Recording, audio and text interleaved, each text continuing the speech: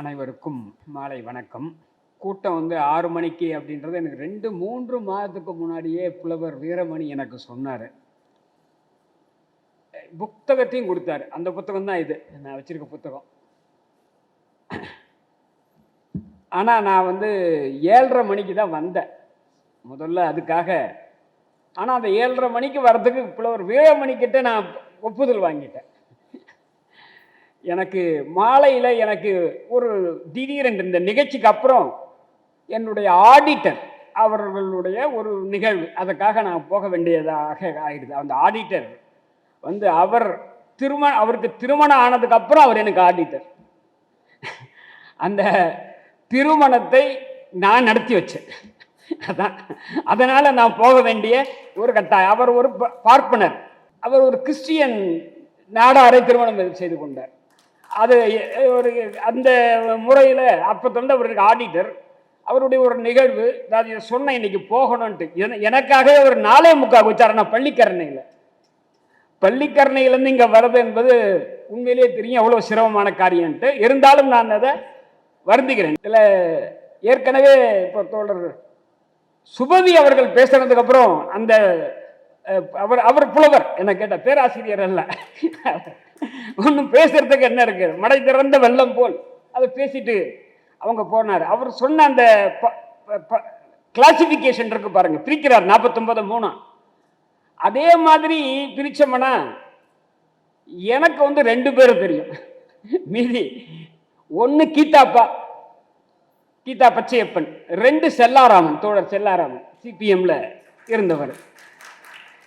கீதாப்பா இந்த தோழர் செந்தில்நாதன் அவருடைய அலுவலகத்தில் நான் ஜூனியரா இருந்தேன். அப்ப அங்க வருவார் முதல்ல. அவரும் அந்த எழுத்தாளர் சங்கத்திலே அப்போது செயல்பட்டு கொண்டிருந்தவர். அவரும் அப்ப சிபிஎம்ல இருந்தவர் அந்த காலத்துல.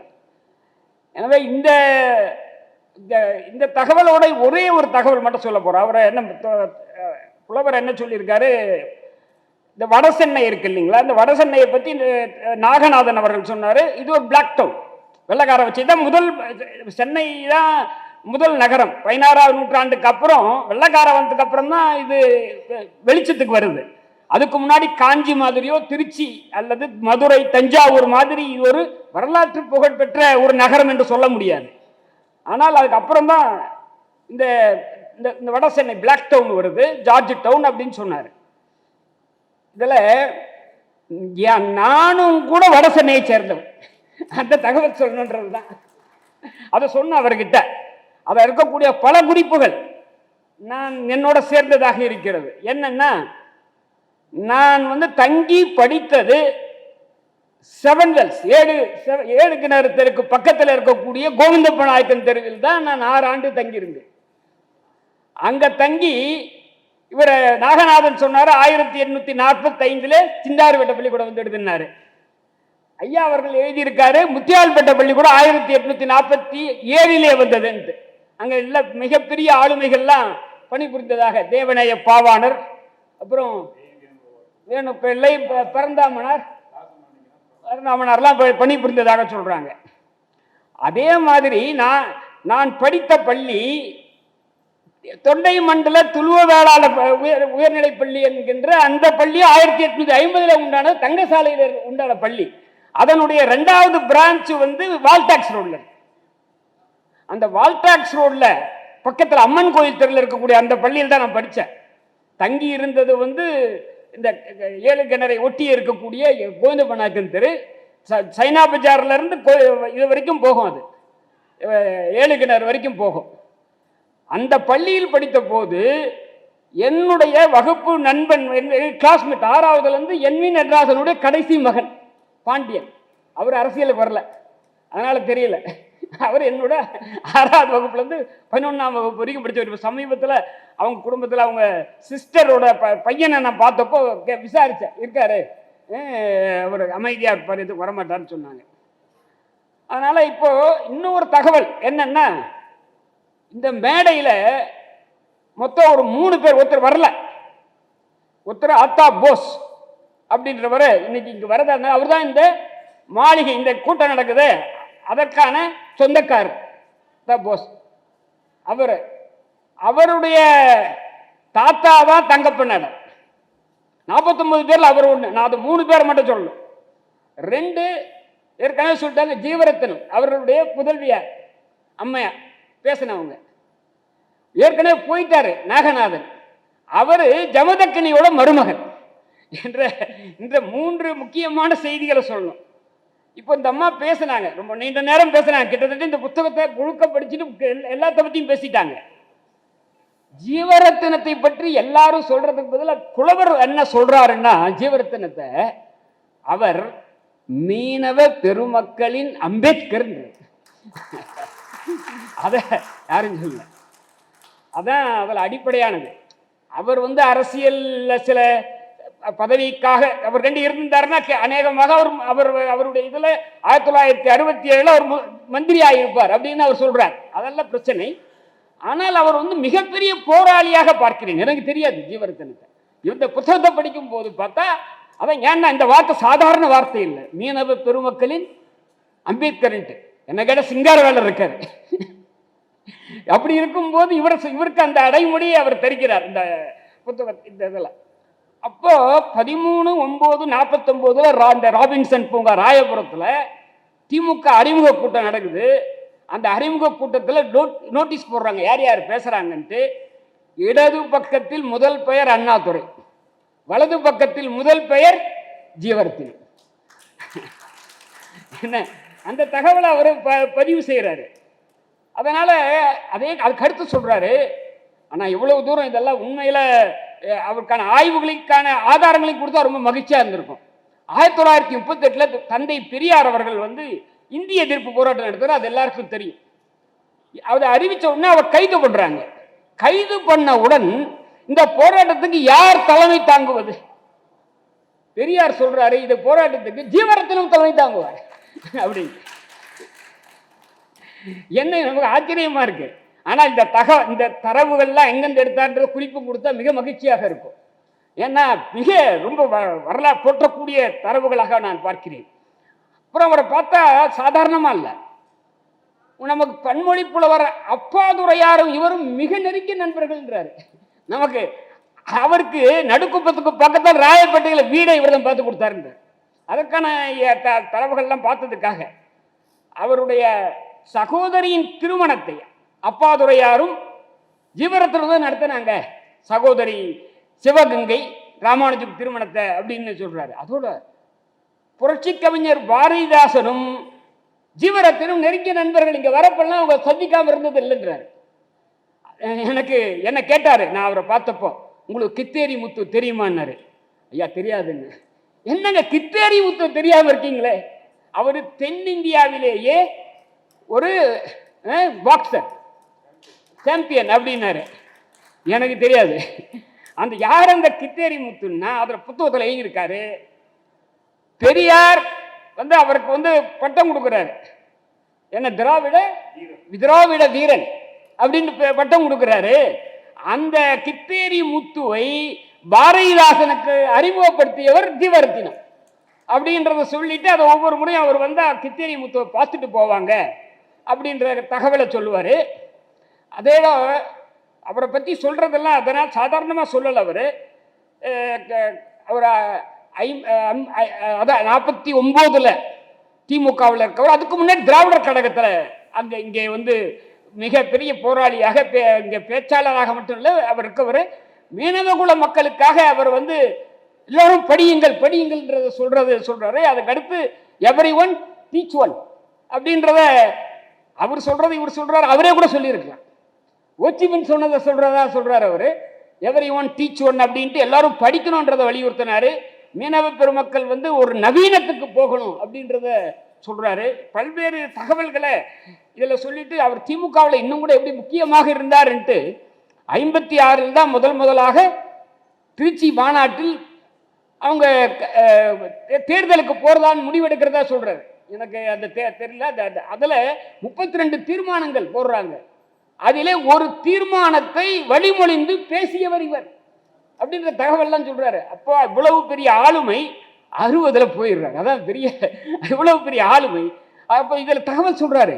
அப்போ கலைஞர் கருணாநிதி அவர்களும் NV நடராசன் அவர்களும் அவரை பார்த்து போகாத அப்படின்னு சொன்னாலும் கேட்க மாட்டேன்டா, அவர் ஒரு மூர்க்கத்தனமானவர் அப்படின்றத அவர் சொல்றாரு. ரொம்ப அவர் அதாவது ஒரு முடிவு எடுத்துட்டாருன்னா திரும்ப மாட்டார், அவ்வளவுதான். அதுக்கு அடுத்து இதை பற்றி கவலைப்படல என்னன்றத. அப்ப அதனால இவருடைய அடுத்த கலைஞர் ஆட்சிக்கு வந்த உடனே 69 கோவிந்தசாமி என்பவர் மீன்வளத்துறை அமைச்சராக இருக்காரு. அப்போ அந்த மீன்வளத்துறை சம்பந்தமாக ஒரு கமிட்டி போடுறாங்க. அந்த கமிட்டியில போய் பேர் கொடுக்குறாங்க. ஏன்னா ஜீவரத்னம் பேர் இல்லாமல் எப்படி அந்த கமிட்டி இருக்கும்னு கேட்கிறாரு. கேட்டு ஜீவரத்னத்தை கலைஞர் சேர்க்க சொல்றாரு. அதான் உங்களுக்கு அண்ணா அண்ணா அண்ணா சாரி அண்ணா சேர்க்க சொல்றாரு. அண்ணா வந்து அப்போ சேர்க்க 67 அப்போ அதாவது என்னன்னா அவர் கட்சியை விட்டு போயிட்டாலும் இப்பெல்லாம் நினைச்சே பார்க்க முடியல நமக்கு எப்படின்றது. அதாவது அப்போ இருக்கக்கூடிய அந்த அரசியல் இருக்கு பாருங்க, அதே தான் அருசங்கரை பற்றிய விவரங்களும் அதே மாதிரியான விவரங்கள் தான் அவர் சொல்ற அந்த விவரங்கள். அந்த அருசங்கர் பற்றிய இதெல்லாம் பார்த்தீங்கன்னா அவங்க அதான் அந்த அந்த அம்மா அவங்க பொண்ணுக்கு திருமணம் பண்றதை பற்றி ஏதோ செய்தியெல்லாம் படிக்கும்போது ரொம்ப செண்பக தேவி என்ற அந்த பெண் திருமணத்துக்காக அந்த திருமணத்தை யார் தலைமையில் நடத்துறது அப்படின்றத இவரெல்லாம் பண்ணிக்க. அதாவது மூவா வந்து இந்த திருமணத்துக்கெல்லாம் தலைமை தாங்க மாட்டேன் பாரு. ஆனால் ஒத்துக்கிறாரு அருசங்கருக்காக. நான் வந்து தலைமை தாங்கிறேன். மதுரையில் மூவா தலைமையில் திருமணம், தேப்போ மீனாட்சி சுந்தரனார் முன்னிலையில் மூவா தலைமையில். ஆனால் இன்விடேஷன் எடுத்துகிட்டு போகிறாங்க விஜயவாடாவில், 3 பேரும் அடிச்சுட்டு போகிறாங்க. அந்த பொண்ணு செண்பக தேவி இறந்து போகும். அது இறந்து போனவுடன் யூனிவர்சிட்டியில் ரிசல்ட்டில் கோல்டு மெடலிஸ்ட். இந்த கொடூரமான இந்த நிகழ்வு. தோழர் செல்லாராம் அவர் பெண்ணுக்கு செண்பக தேவி என்று பெயர் வைக்கிறார். இந்த தகவல்லாம் அவர் இதில் பதிவு பண்ணுறாரு. அதே மாதிரி அடுத்து அவங்க பையன் வந்து ராஜேந்திரன் அன்னுக்கு அவன் நிறைய மார்க் வாங்குறான். அந்த கல்லூரியில் படிக்க வைக்கிறதுக்காக படிக்கவே இல்லாத செல்லாராமன் தான் அவர் கணிதம் சொல்லி கொடுத்துருக்கார். கல்வியும் சொல்லி கொடுத்து அவர் வந்து இன்ஜினியரிங் ஸ்டூடெண்ட் ஆகி இப்போ அமெரிக்காவில் இருக்கார். அப்போது கல்லூரிக்கெல்லாம் போகாதவர் செல்லாராம், ஆனால் அவர் தான் கணிதம் சொல்லி கொடுத்ததாக இந்த இதில் வந்து பதிவு செய்கிறாரு. அதுக்கு அந்த சங்கரை பற்றிய பல தகவல்களை சொல்கிறார். ஒரு முக்கியமான தகவல், இந்த பகுதியிலே மிகுந்த செயல்பாட்டுடன் இருந்த கண்ணை கலை இலக்கிய நற்பணி மன்றம். அதுதான் இங்கே இருக்கக்கூடிய ஒரு என்ன சொல்றதுன்னா, அது ஒரு இலக்கிய மன்றம் அல்ல. எல்லா அரசியல், பொருளாதாரம், மார்க்சியம், அந்த மார்க்சியம் சம்பந்தமான கூட்டங்களுக்கு பேராசிரியர்கள் அவை நடராஜன், பேராசிரியர் சஞ்சீவி எல்லாம் வந்து கேட்டதா ஓல்டே உட்கார்ந்து கேட்டிருக்காங்கன்றார். நமக்கு ஆச்சரியமா இருக்கு. அவர்கள்லாம் ஒரு நாள் உட்கார்ந்து இவைகளை எல்லாம் கேட்டிருக்கிறார்கள் என்ற தகவலை எல்லாம் சொல்றாரு. அந்த அன்னை கலை இலக்கிய பணிமன்றத்துக்கு தலைவராக இருந்தார் அந்த அருசங்கர். கிட்டத்தட்ட ஒரு 40 ஆண்டுகள் 71 தொடர்ந்து இருப்பதாக அவர் சொல்றாரு. அந்த அன்னை கலை இலக்கிய மன்றம் தான் குமரி அனந்தனுக்கு இலக்கிய செல்வர் என்ற பட்டத்தையும், இவர் பழனி பாலசுந்தரனாருக்கு இலக்கண செல்வர் என்ற பட்டத்தையும் கொடுக்குறாங்க. அந்த பழனி பாலசுந்தரனார் ஐயா புலவருக்கு ஆசிரியர் அப்படின்ற தகவல் சொல்றாரு. எனவே எண்ணற்ற செய்திகளை சொல்றாரு. கடைசியா ஒண்ணு சொல்லணும், என்னன்னா சங்கரும் திமுகவில் திராவிடர் கழகத்தில் இருக்காரு, அடுத்து திமுகவில் இருக்காரு. ஈவிகே சம்பத் பிரிந்து போன போது கூட போயிடுறாரு. ஆனால் தொடர்ந்து கலைஞர் அவர் கூப்பிட்டுக்கிட்டே இருக்காரு கட்சிக்கு வான்ட்டு. அப்போ இறுதியா ஒரு முறையில ஒரு பள்ளி நிகழ்ச்சி, முருக தனுஷ்கோடி ஹைஸ்கூல், அந்த ஆண்டு விழாவுக்கு கூப்பிடுறாரு.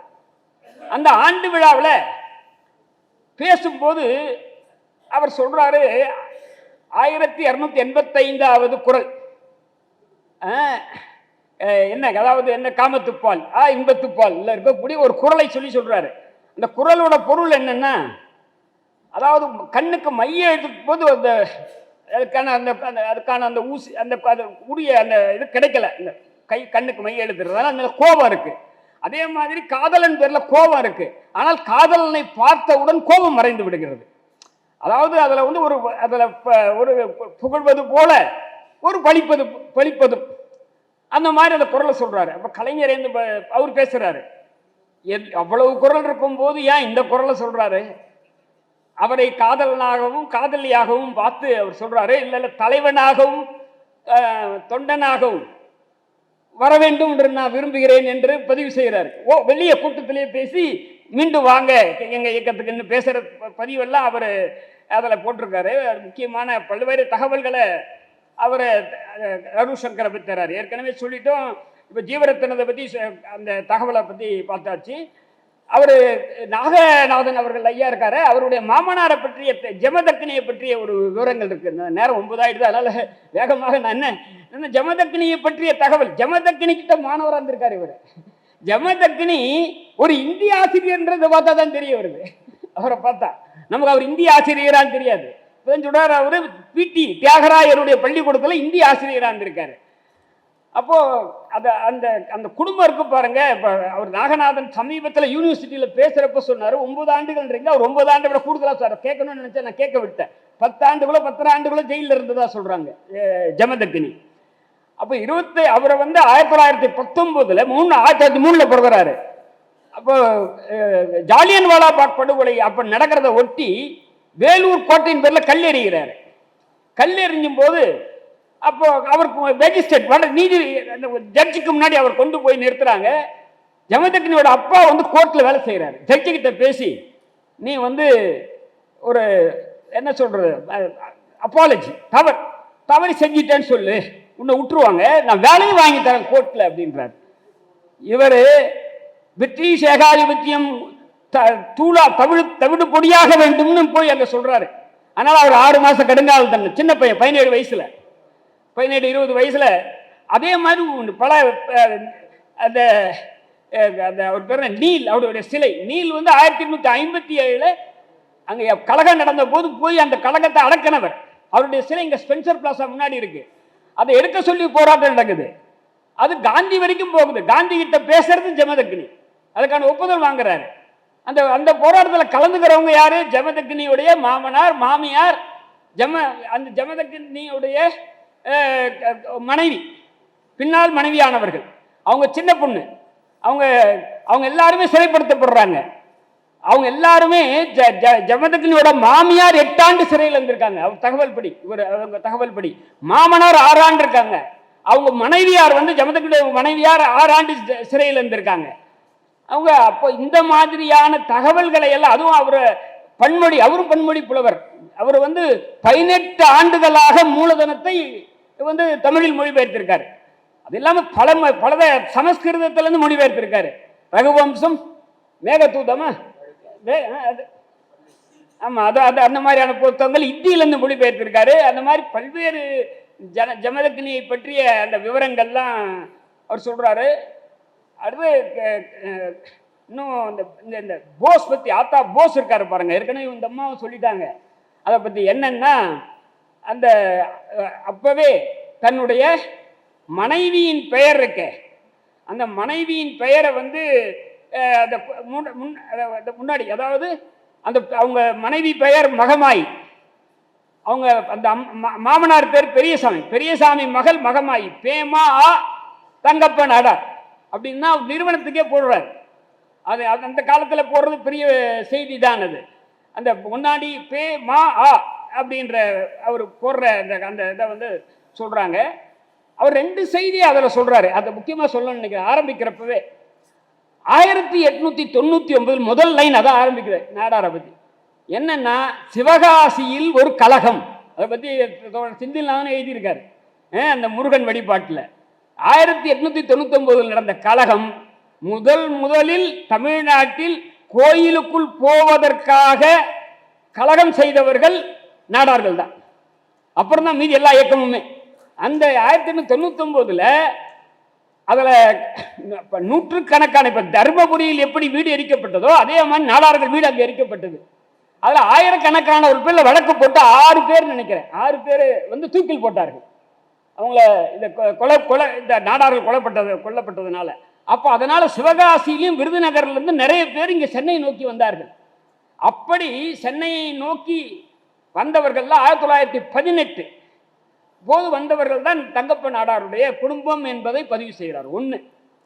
2, தங்கப்ப நாடார் அப்போ என்ன 1899 சம்பவத்தை பதிவு செய்கிறார். 2 தங்கப்ப நாடாருடைய பையனுக்கு திருமணம் பண்ணோம்.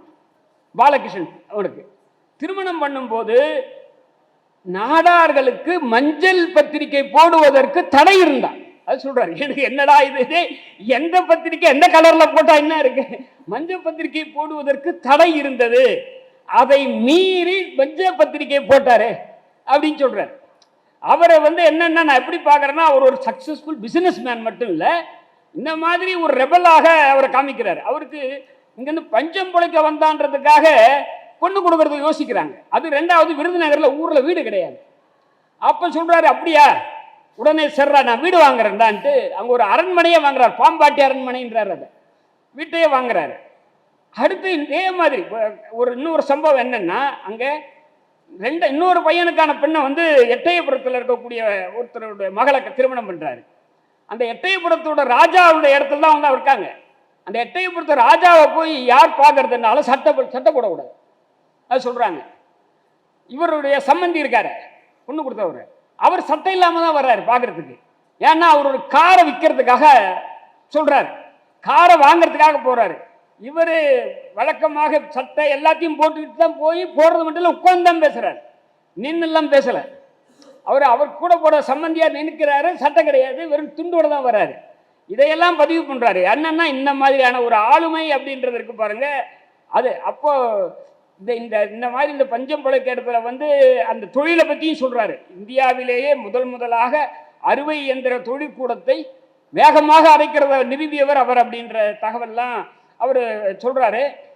அதுக்கடுத்து அதில் விட முக்கியம் என்னன்னா, இங்கே இப்போ நம்ம பார்த்தா தெரியும், எக்மோருக்கும் சென்ட்ரலுக்கு இடையில இருக்கக்கூடிய ஒரு லாட்ஜ் ஒன்று, அந்த நாடார்களுடைய ஒரு லாட்ஜ் ஒன்று இருக்கு. அதை விருதுநகர் நாடார்கள் அதை இவர் வாங்கணும், இங்க இருக்கக்கூடிய சென்னையில் வட சென்னையில் இருக்கக்கூடிய நாடார்களுக்காக வாங்கணும்னு அவர் பார்க்குறாரு. ஆனால் அதுக்காக பணம் இல்லை. அப்போ என்னன்னா அவங்களுக்கு பார்க்கலாம், அது 23,500 ரூபான்றார். அதை வாங்குறதுக்காக பணம் இல்லை. இவர் எல்லாரும் டொனேஷன் கொடுங்க அப்படின்ட்டு இவர் 500 ரூபா கொடுக்குறாரு, மீதி பேரில் 100 ரூபா தான் தராங்க, இவரோட வசதியானவங்கெல்லாம். அந்த நேரத்தில் விருதுநகர்லேருந்து வர ஒரு நாடார் சொல்றாரு, அதை எங்கிட்ட கொடுத்துருங்க. எங்களுக்குன்னா எனக்கு பர்சனலாக இல்லை, அங்கே இருக்கக்கூடிய பெண்கள் உயர்நிலை பள்ளி இருக்கு, அந்த உயர்நிலை பள்ளிக்காக இதை கொடுத்துருங்க அப்படின்னு கேட்குறாரு. எல்லாரும் ஒத்துக்கிறாங்க. அப்புறம் இவரும் ஒத்துக்கிறாரு. அப்போதான் இவருக்கு தோணுது, நம்ம ஏன்டா இங்கே பள்ளிக்கூடம் வைக்கக்கூடாது. அதான் அதில் முக்கியமான செய்தி பாருங்க. ஏன்னா இந்த வட சென்னையில் இவர்கள் அத்தனை பேரும், நம்ம அருசங்கரும் அதே மாதிரி இங்கே இருக்கக்கூடிய எல்லா பள்ளிக்கூடத்துலையும் அவர் கரஸ்பாண்டாக இருந்திருக்காரு. KCS Sankaralinga Nadar high school, PAK Palaniswami high school, அதுக்கப்புறம் நான் சொன்ன அவர் இருக்கு கலைஞர் முருக தனுஷ்கோடி ஹை ஸ்கூல், எல்லாத்துக்கும் அவர் இருந்திருக்கு. அதே மாதிரி இந்த KAP பழனிசாமி ஹை ஸ்கூலினுடைய ஸ்கூலை முதல்ல ஆரம்பித்ததுக்கு அடிப்படை தங்கப்ப நாடார். இதனால அப்போ அவர் இங்கே ஏற்கனவே ஒரு ஃபண்ட் இருக்கு, அந்த நாடார்களுக்கான ஃபண்டு. இதுக்கு கல்வி நிறுவனத்துக்காக ஃபண்டுன்னு ஒன்று ஆரம்பிக்கிறார். அவர் சொல்றாரு, இது அதுக்கான போட்டி இல்லை, இதுக்காகன்னு சொல்லி முதல்ல ஒரு எலிமெண்ட்ரி ஸ்கூல் ஆரம்பிக்கிறார் 1953. அந்த எலிமெண்ட்ரி ஸ்கூல் தான் பின்னால KAP பழனிசாமி ஹை ஸ்கூலாக ஆகுது. அந்த ஹைஸ்கூலை நிர்வகிக்கிறவரா பின்னாடி அவருடைய மகன் பாலகிருஷ்ணன் வர்றாரு. அந்த பாலகிருஷ்ணனுடைய மகன் தான் ஆத்தா போஸ். இன்னைக்கு இல்லை, அவர் வரல. அந்த தங்கப்ப நாடார் தான் முதலாக இந்த இடத்துல தங்கம் தியேட்டர் கட்டுறார் 1950. இப்போ அது தங்கம் மாளிகையா இருக்கு. நான் நினைக்கிறேன் அநேகமாக இந்த இதுக்கு அவர் உதவி இருப்பார் என்று கருதுகிறேன். இந்த நிகழ்ச்சிக்காக ஆத்தா போஸ் ஜெயச்சந்திரனை சொல்றாங்கல்ல, ஜெயச்சந்திரனுடன் இணைந்து இங்கே திருவத்தியூருக்கு மெட்ரோ வர வேண்டும் என்று போராடியவர் அந்த டாக்டர் ஜெயச்சந்திரன். மக்களுக்கு மட்டும் இல்லை, அந்த மெட்ரோ திட்டத்தை ஒரு கடத்தில் நிறுத்தினு நினைக்கிறாங்க எங்க தண்டியார்பேட்டையில எங்கேயோ. ஆனால் ஜெயச்சந்திரன், ஆத்தா போஸ், இன்னும் இந்த ஒரு சிலர்லாம் சேர்ந்து போராடுறதுல ஆத்தா போஸும் இருக்காரு. அப்போ தங்கப்ப நாடாருடைய அந்த வீரியம் இருக்கிறது, சண்டை போடுறதுக்காக. இந்த அம்மாவுக்கு இருக்க மாதிரி, அதனால சண்டை போடுறதுக்காக அவங்க இருக்காங்க. எனவே இந்த மாதிரி பல்வேறு தகவல்களை இந்த புத்தகத்தில் அருமையாக அந்த தகவல்கள்லாம் புதிய தகவல்களாக, எண்ணற்ற தகவல்கள், அதெல்லாம் பேசிகிட்டே போனால் மீண்டும் அந்த அம்மா சொன்னதை நான் ரிப்பீட் பண்ண வேண்டியதாகிடும். அதனால் நம்ம ரிப்பீட் பண்ணுறதல்ல நோக்கம். அதை கடுமையான முயற்சி, கடுமையான உழைப்பில் இந்த புத்தகத்தை நிச்சயமாக உருவாக்குறதுக்காக இருக்கு. அதில் அதை இன்னும் அவரே சொல்கிறார், ஏன்னா எப்போ பிறந்தாங்க, எப்போ இறந்தாங்க, எங்கே வசித்தாங்கன்ற பல விவரங்களை இன்னும் தேடி கண்டுபிடிக்க வேண்டியிருக்கு அப்படின்றத பதிவு பண்ணுறாரு. அதெல்லாம் நீங்கள் ஒவ்வொருத்தரும் அதை பண்ணணும். ஆனால் 650 பக்கத்துக்கு மேலே இந்த புத்தகம் வந்து செல்லுது. அதுக்காக அவர் அதுக்காக அது அந்த அந்த ஒர்க் அந்த வேலையை பண்ணியிருக்காரு. இந்த இதை இதை இதை வந்து இந்த அறிமுகப்படுத்துவதாக இதை நினச்சிக்கிட்டு எல்லாரும் இதை வாங்கணுன்றது என் கருத்து. அந்த அந்த சைவ சித்தாந்த நூற்பதிப்பு கழகம் தான் போட்டிருக்காங்க. அதனால் இதை வந்து அவங்க வாங்கணும். இதில் இருக்கக்கூடிய பிழைகளை வந்து அடுத்து திருத்தணும். எண்ணற்ற அந்த பிழைகள் எல்லாம் இருக்குது. ஏன்னா அவர் கிட்டத்தட்ட ஒரு 80 வயது கிட்ட வந்துட்டு அவருக்கு அதனால் அவருக்கு திருத்துறதுல சில சிரமங்கள் இருக்கலாம். நீங்களெல்லாம் எனக்கு கூட கம்ப்யூட்டர்லாம் பார்த்து பண்ணுறதெல்லாம் சிரமத்தோட சிம்பூதியெல்லாம் பண்ணுறாரு. எனக்கெல்லாம் பண்ணுறதுக்கு இன்னும் கூட தெரியல. அப்போ அவைகள்லாம் அந்த அந்த அந்த பிழைகள் எல்லாம் திருத்துவதற்கு பாருங்கள், எல்லாம் கையில் தான் எழுதி தான் பழக்கம். அதனால் அந்த அந்த அந்த அதனால தான் அந்த அவரை கேட்டேன் எப்படின்ட்டு. நான் அவர் வீட்டுக்கு போயிருந்தேன். இதை எடுத்துக்கிட்டு இந்த திருத்தங்கள்லாம் நான் அதில் குறித்து கொண்டு போய் கொடுத்தேன். அப்போது எனவே இந்த புத்தகத்துக்காக அவர் வந்து மிக கடுமையாக பல ஆண்டுகள் 2 ஆண்டுகள் எழுதுனது பல ஆண்டுகள் அவர் உழைச்சிருக்காரு. அதை 10ஆம் நூற்றாண்டிலிருந்து டாக்டர் ஜெயச்சந்திரன் வரைக்கும் செல்லாராம் சொல்லும்போது இந்த புத்தகத்தில் அவர் நலம் பெற்று மீண்டும் வர வேண்டும்னு எழுதுகிறாரு. அது ஆனால் அடுத்து அவர் மறைந்து விடுகிறார். அதில் 10ஆம் நூற்றாண்டில் இருக்கக்கூடிய கலிநாயனார் காலத்திலிருந்து அதை நம்ம சொட்ட என்ன நாயனாரோ எனக்கு புரியல, பொண்டாட்டி விற்கிறாருன்னு சொல்கிறாங்க. அதுதான் அந்த கதையினுடைய இதாக இருக்குது. பெண்டாட்டியை விற்று அப்போ பெண்டாட்டி ஒரு பெண்ணை விற்கக்கூடிய ஒரு நிலை இருப்பதாக நான் புரிந்து கொள்கிறேன். இல்லை என்றால் எப்படி அந்த ஒரு கதை வரும்? அப்போ சாத்தியமானு தெரியல. அது அந்த கதையினுடைய பொருளை பார்த்தா எனக்கு நான் இதுக்கு முன்னாடி கேள்விப்பட்டதில்லை. கலிநாயனாரை பற்றியும் இவர் சொன்னதுக்கு அப்புறம் தான் தெரியும் 63,000 ஒருத்தருன்ட்டு. ஆனால் இந்த மாதிரியான விவரங்களை எல்லாம் சேகரித்து கலிநாயனார் இங்கே இருந்தார் 10ஆம் நூற்றாண்டுலேருந்து சேகரிக்கிறதுக்கான முயற்சி. ஆமாம், பட்டினத்தாரை பற்றிய முயற்சி. செக்காடும் செட்டியார் அப்படின்ற வணிக செட்டியாரை பற்றி விவரங்கள் சொல்கிறாரு. அதுக்குள்ளே போகலாம் வேண்டாம். அது எனக்கு கேட்டால் வணிக செட்டியாரை வந்து மனு வந்து என்ன சொல்கிறதுன்னா தீண்டத்தகாதவர்கள் சொல்கிறான் கிட்டத்தட்ட. ஏன்னா அந்த ஆயில் சீட்ஸை பிழியறது இருக்குல்ல, அது வந்து ஸ்லாட்டர் ஹவுஸ்ன்றார் மனு. நான் சொல்ல, ஒரு ஹைகோர்ட் ஜட்ஜ்மெண்ட் சொல்லுது இந்த மனுவை கோட் பண்ணி. எனவே இதை நமக்கு எப்படி தெரியும்? நான் இங்கே மனுவை படித்தேன். மனு ஹைகோர்ட் ஜட்ஜி சொல்லும்போது தான் நம்ம படிக்கிறோம் என்னன்ட்டு. எனவே இந்த மாதிரியான பல விவரங்களை வந்து அவர் கொடுத்துருக்கார். பெரிய முயற்சி. ஏன்னா இதுக்கு முன்னாடி அவர் சிங்கார வேலையை பற்றி ஆய்வு பண்ணி அவரும் அவர் முத்து குணசேகரன் இல்லையா, அவங்களாம் நிறைய புத்தகம்லாம் எழுதியிருக்காரு. ஆனால் இதை வந்து 49 பேரை இந்த வடசென்னையில் வாழ்ந்த சான்றோர்களை வந்து அவர் எல்லாரும் அவர் சொன்ன மாதிரி எல்லா பல தரப்பினரையும் மகாலிங்க ஐயரில் மகாலிங்க ஐயருக்கு ஆசிரியர் என்ன அவர் ராமானுஜ கவிராயர், அவரும் பிராமணர் தான், பார்ப்பனர் தான் என்று பலரை வந்து அவரை அடையாளம் கண்டிருக்கிறார். எனவே இந்த புத்தகத்தை வந்து நீங்கள் அனைவரும் நீங்கள் வாங்கணும் அப்படின்றது என்னுடைய தாழ்மையான வேண்டுகோள். நன்றி, வணக்கம்.